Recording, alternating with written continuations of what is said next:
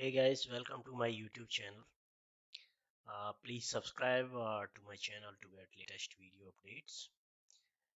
In this video, I'm going to show you guys how we can enable SSL support or HTTPS in IIS Express while we are working on ASP.NET Web API application.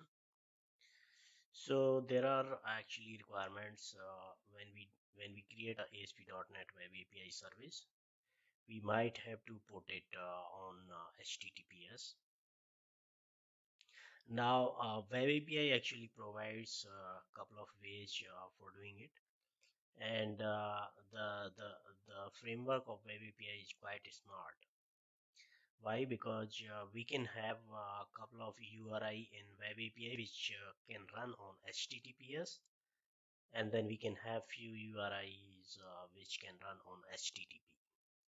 So it's kind of having dual protocol implementation in a single Web API application.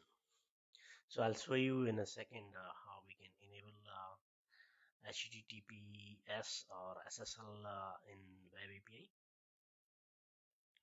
So if you see here, I have this Visual Studio Web API project. Now the first thing that you need to do in order to make your IIS Express have this HTTP support, and that is basically the topic of this video.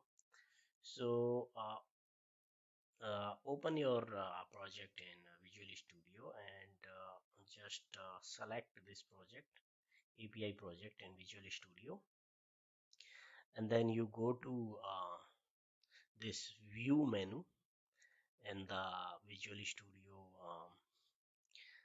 menu list, and then you need to select the properties window. So this will open up the property window of this API project in Visual Studio. Okay, now you can see here this property window is come up here. There are these properties for this development server. So this is actually development server IIS Express, which I was talking about. So before you can do your local testing, you need to enable this here. So by default it comes as false.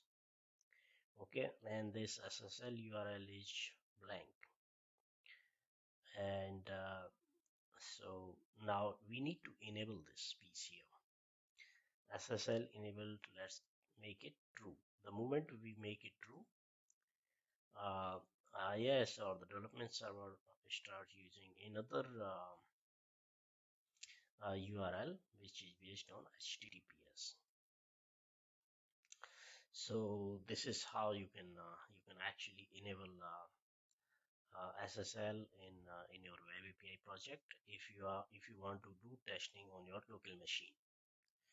Well, to be able to completely do SSL testing on your machine, you need a couple of more settings also. Like you need to create yes, a temporary certificate, install it on your machine, and then actually do some settings on the API side. But this is like the basic thing which we need to start. So thank you very much for watching this video. Please subscribe to my channel to get latest videos on ASP.NET. Thank you very much.